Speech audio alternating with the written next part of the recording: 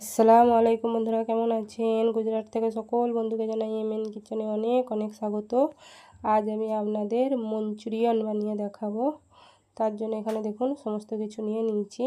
আমি আগে থেকেই সব ধুয়ে নিয়েছিলাম। এরপর দেখুন বাঁধাকপিটা আমি একটা গ্রেটারের সাহায্যে গ্রেট করে নিচ্ছি। আমার গ্রেট করা হয়ে গেছে। এরপর আমি একটা গাজর নিয়েছি এবং গাজরটাকেও গ্রেট করে নেব। এই দেখুন আমি গ্রেট করে নিয়েছি এবং সেটাও আমার গ্রেট করা হয়ে গেছে। এরপর আমি বাঁধাকপি, গাজর, ক্যাপসিকাম, পেঁয়াজ সব একসাথে এবং ধনেপাতা সব একসাথে করে মিক্সড করে নিচ্ছি। এরপর আমি পরিমাণ মতো লবণ দিলাম, দিয়ে লঙ্কা গুঁড়ো ও জিরে গুঁড়ো আর একটু চাট মশলা দিয়ে ভালো করে আমি আবারও মিক্সড করে নেব। এই দেখুন আমি ভালো করে মিক্সড করে নিচ্ছি এবং মিক্সড করা হয়ে গেছে।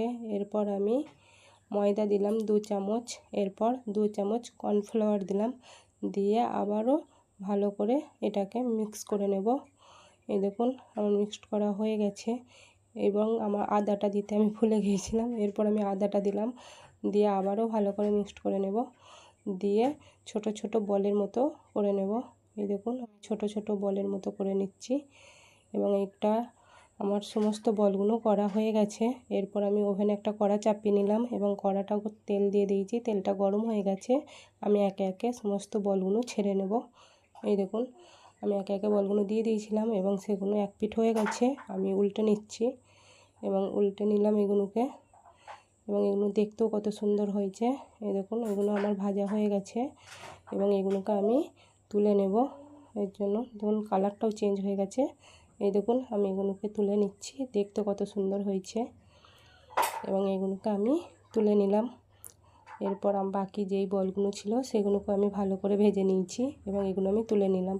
এরপর কড়াইয়ে তেল দিয়ে তাতে আদা রসুন বাটা আপনারা তাহলে কুচো করেও দিতে পারেন, আমার কাছে পেস্ট ছিল তাই আমি পেস্টটাই দিয়ে দিলাম। এরপর পেঁয়াজ কুচি দিলাম, লঙ্কা দিয়েছি এবং গাজর ও বাঁধাকপি, ধনেপাতা দিয়ে ভালো করে এটাকে মিক্সড করে নেব।